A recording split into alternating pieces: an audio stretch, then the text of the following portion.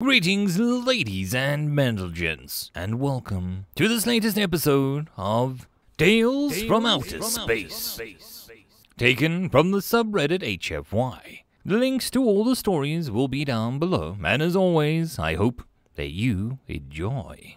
And if you do, please consider subscribing. Story number 1, A Quiet Pain, written by Archdragon99. The man walked into the quiet study room and looked around. It was well furnished with a small oak table in the corner hosting several unfinished paintings and drawings.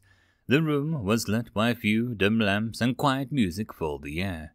An elderly woman sat contentedly next to a small table sipping on a still steaming coffee. The smell of pine in the room mingled with the subtle scent of dust. My, if it isn't my favorite boy! Come in and sit down. I prepared some coffee for you. She grinned over her mug. The man nodded quietly, tossed his jacket over the back of one of the spare hickory chairs, and pulled himself up to the table. The woman carefully placed a blue mug in front of the man. It's been a while since we've had a talk. Sit down and tell your old mother a thing or two about what you've been up to.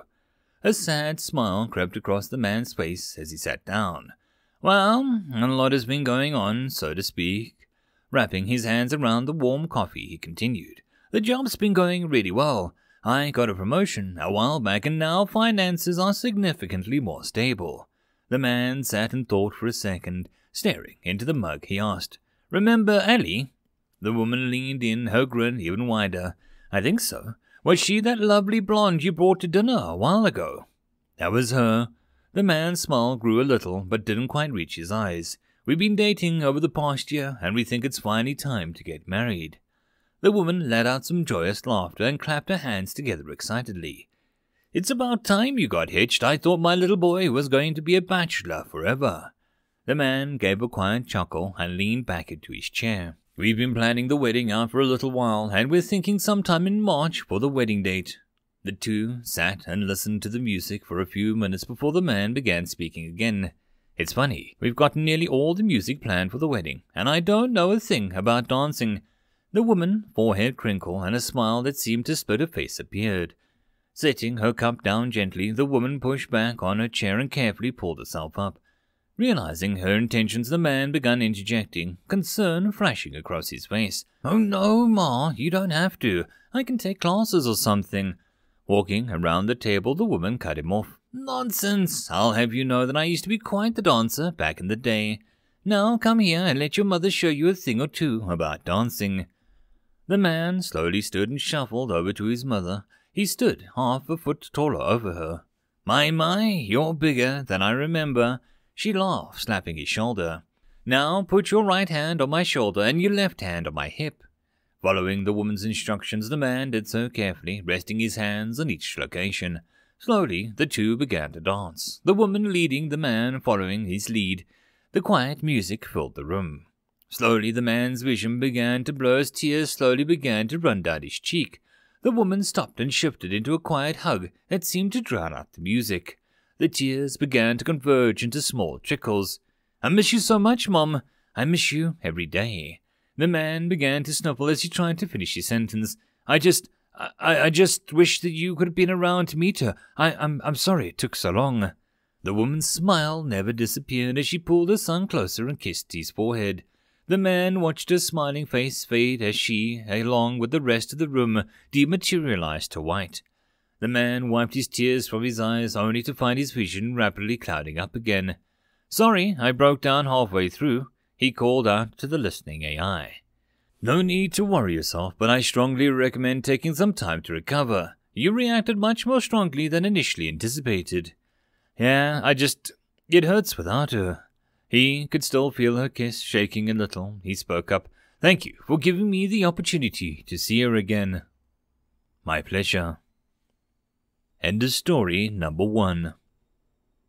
Story number 2, A Mother's Rage, written by Sumber Marks. When you call a species to war, it is important that you know who you're going against, biologically speaking. That's especially true if you're planning on going to war with humans. Humanity was a fast-growing species on the Galactic Collective. Ever since the first contact, they proved themselves to be exceptional at just about every task, including espionage. Emerging species are often given 100 years of protection before any wars can be waged against them, so that they have a fair shot at defending themselves. Of course, that's not what happened in practice, as 100 years is hardly enough time to build a decent defense, at least most of the time. Humans, while not getting themselves into any physical wars, were deep into intellectual wars against pretty much all the other species in the collective, hacking their terminals and stealing blueprints for ships, weapons, and more, which they adapted and constructed on their own system, and they were fast at doing it. In just 87 years from first contact, while the 100-year head start was still in place, the Prattians, a particularly warmongering species, decided humanity was too dangerous. Every single attempt at protecting their databases were met with failure, as human hackers made quick work of their firewalls, and by the time the 100 years were over, humanity could potentially have a military as big as the Prattians themselves, and so they decided to break the rule and attack while they still held the advantage. Attempts at breaking the humans' military were met with varying degrees of failure. While the Prattians were familiar with the designs of the ships the humans were using, since they were all stolen from other species, they seem to have also modified it to a great extent, using unconventional weapons that were twice as powerful as the most powerful ones. One particular ship used missiles with FTL drives attached to them. Up until that moment, FTL weaponry had never been thought of. Just a shockwave of those missiles coming into contact with a single target was enough to pulverize an entire fleet around it. It seemed like humanity was already too far ahead. Watching the Prattians get defeat after defeat against a barely established species was terrifying. But then they found a weakness. Or so they thought. Some research showed that while the military bases were heavily armed, some structures like non-major cities weren't. They also discovered humans were particularly weak on the years shortly after they spawn, and that humanity had special buildings to house those young humans during their developmental stage. And so the Prattians had a new target: schools, maternities, orphanages, hospitals, and others. Prattian ships would acquire the coordinates of such places, FTL at the edge of the solar system, and point their lasers towards those structures before the human defensive fleet arrived. It seemed like a solid plan. By cutting the roots of the problem, they would ensure that the tree doesn't ever grow in the first place. Right? Wrong. You see, humans were no strangers to war. They had waged war against themselves for so long as their race itself existed.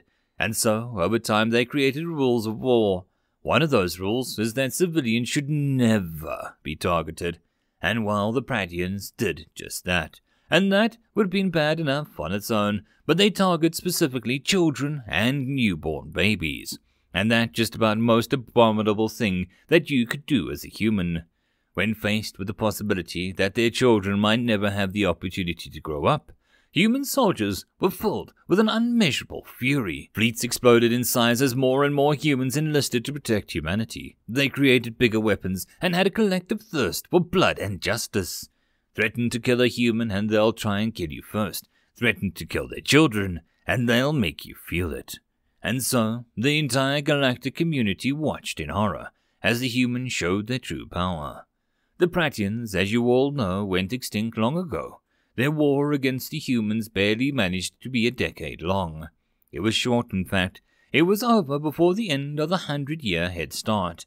And when those ended, the collective knew that that would be the last time that they'd know how it is to have no fear.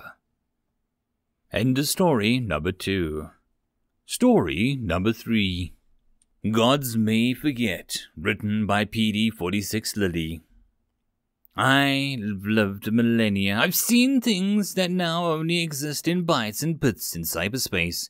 I've seen things that have been long forgotten, that have vanished from everyone's memory but my own. I've seen cities grow and cities fall. I have seen the old gods wane and new gods gain power. I don't know why I've lived for so long or how. Maybe it was just a fluke of genetics. Maybe a divine intervention if you believe in such things.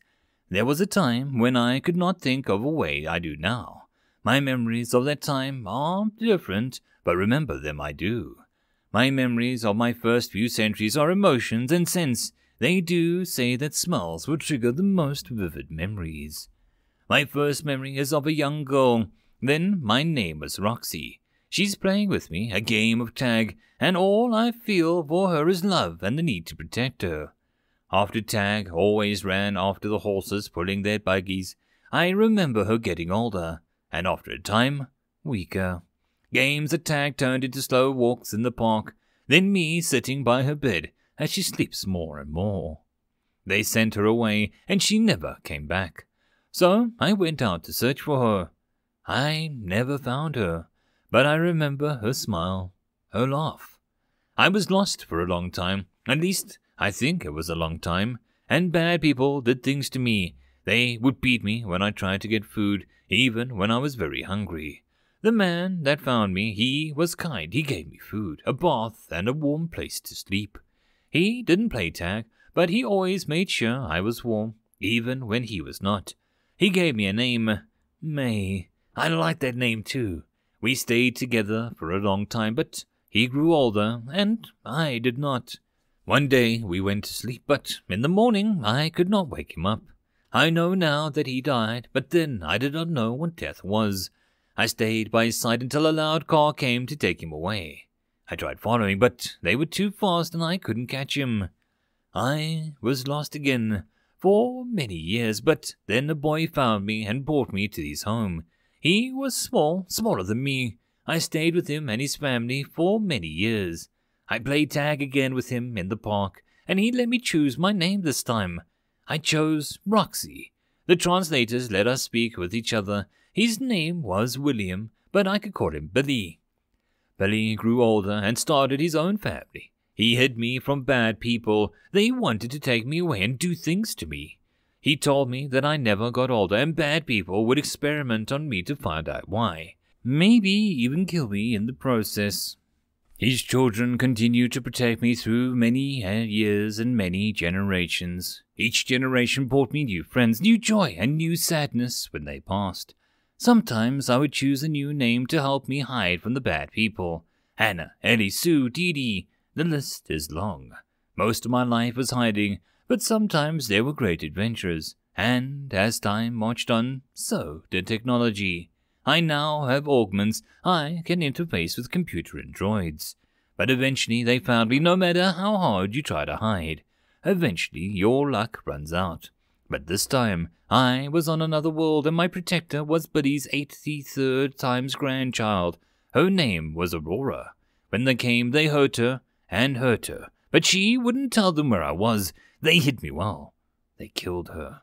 Now, I'm angry. I've used my augments to help me get vengeance. I now protect what's left of Buddy's descendants.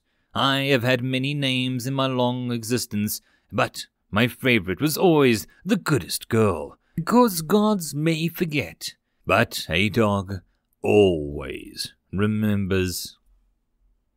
End of story. I hope that you enjoyed, and if you did, please consider subscribing. If you wish to support the author, there is a link to the original story, so pop over there and give him your support. If you wish to support this channel, however, there are a few ways to do so. The best and easiest would be to share this video with other people, as well as liking, subscribing, and leaving a comment. All of these things tell the algorithm that this channel is at least vaguely interesting, and that may share it with other people. If you wish to support the channel in some other manner, watching my other videos would also help tremendously. Or, if you really like, there is a link down below to leave a tip or to join the Patreon. Any and all support is very much appreciated.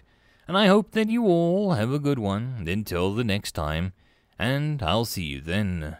Cheers.